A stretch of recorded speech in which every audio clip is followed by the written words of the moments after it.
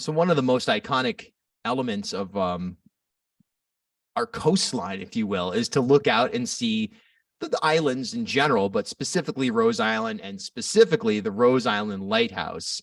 And recently, the Rhode Island House of Representatives marked the 30th anniversary of the restoration of the Rose Island Lighthouse, passing a resolution sponsored by Representative Lauren Carson, which really just celebrated the work of the lighthouse itself and the Fort Hamilton Trust to restore that lighthouse after its 1970 decommissioning by the federal government.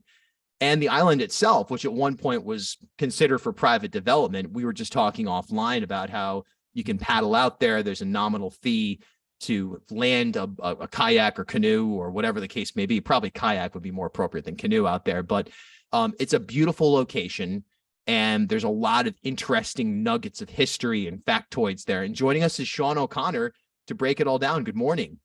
Hey, good morning, Bill. I'm only with Rose Island Lighthouse and Fort Hamilton Trust like 7 or 8 months now, and I'm honored to be stewarding the legacy of it. And like you kind of hinted at, it's such a fascinating place and iconic. What's the thing that jumps out to you the most when you think about this space, this place on Earth? What's the thing that jumps out right out of the gate? I think it's just the layers of history there. It's so fascinating. Just in this image behind me, just upshore of that is this big sort of mound of earth that's there, and it's there to protect the Fort Hamilton barracks. And just like one tiny nugget, that mound of earth was built by the French when the French were in Newport in Revolutionary times. So, I mean, there's layers of history throughout the centuries, and that's, to me, the most interesting part about the island. Yeah, the layers of history are something that we find throughout a lot of our natural resources in our parks. You can go through, pick anything you like, Napa Tree Point and Watch Hill, all of the main attractions, so to speak, in Jamestown, certainly Fort Adams. There's so much of a layered history. And oftentimes these spaces intersect with a military element. And Rose Island was once occupied by the Navy, which operated Fort Hamilton there. But after World War II, like many sites, it was abandoned. Take us through the ensuing years. World War II ends, the sort of German sub-lookout type of approach to defensive tactics was shifted. What happens to Rose Island in those years following World War II? Yeah, well, for the wartime efforts and the way Rose Island was used, one of the really neat part is just seeing some of that old infrastructure. For example, there's these railroad tracks that cut up into the island because they bring the torpedoes over from Goat Island, where they built them, and they would fill them with explosives that they stored in the Fort Hamilton barracks. So when that all wound down, the lighthouse was still commissioned until 1969. So until 71, technically, it was, a really vital marine aid for marine traffic. That infrastructure sat somewhat idle, was still used by the Navy to some degree. But the lighthouse keeper and the assistant lighthouse keeper were still there doing their work. But then when the Pell Bridge came up, the light sort of became obsolete. The bridge lights provided enough aid for mariners.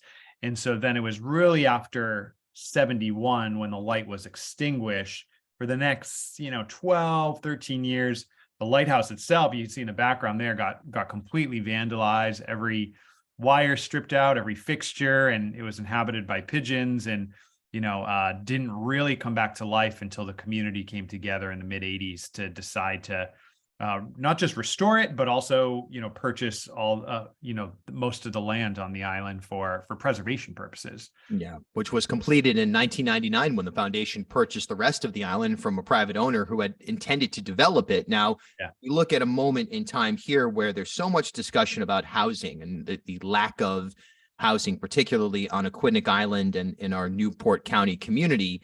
You wonder if a piece of land like this would be a viable option for finding more housing. Your argument to somebody right now, understanding that the protections are well in place and this isn't going to happen, it's purely hypothetical. But if we look back to that decision, and compare and contrast it with the search now for more physical space to build housing, why is it important to preserve a place like Rose Island, which this conversation can then be translated to other places that may be considered for development? Yeah, I love the question because I feel like I have a great answer. And I mean, just one before the heart of the answer, and we're completely off the grid out there. So we're not hooked up to municipal water, sewer, electric. So we produce our own electricity with solar panels. But, you know, of course, in theory, you could connect it. I mean, that would be a massive effort. But I think the biggest reason is the habitat that it provides, and specifically the coastal habitat and coastal wetlands, because, you know, right in the 1.5 acres that we're allowed to use in this time of year, because the other 16.5 acres is it's nesting season. We can't go in there. Even in the 1.5 acres, I am so familiar with seagull nests now and goose nests and the kinds of nests that you just don't see every day when you're walking around other areas because, you know, the island's protected. But there's also, you know, glossy ibis and other important coastal wading shorebirds.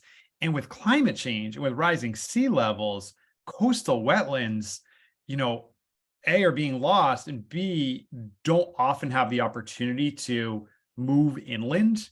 Right. So maybe we've given a wetland a little bit of a buffer, and then behind it is, you know, development. But on Rose Island, that's not the case. I think that's going to be so important in the future years as we're seeing sea level rise, that we have wetlands, but we also have the space to let those wetlands migrate inwards.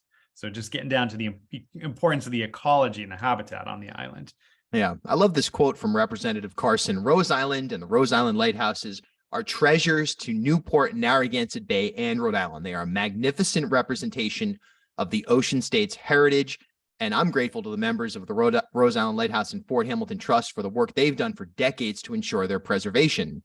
I'm proud to congratulate them on the 30th anniversary of the lighthouse's restoration, and I appreciate all they've done to maintain the beauty of Lighthouse and Island for all to enjoy. That's Representative Lauren Carson. And, you know, I guess my last question to you, Rep. Carson has her finger on the pulse with this one, certainly Senator Oyer, and I'm sure many other local electeds that are, whose constituency includes Aquidneck Island.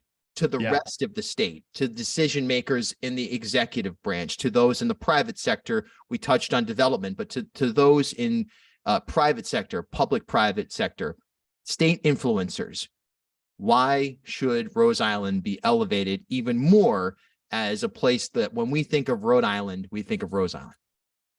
That's something interesting to ponder on. I don't know if I have the perfect answer for you, except that, again, just going back to the importance of the habitat and the relevancy of the history there just makes it so unique and iconic. The geography of it, almost right under the Pell Bridge.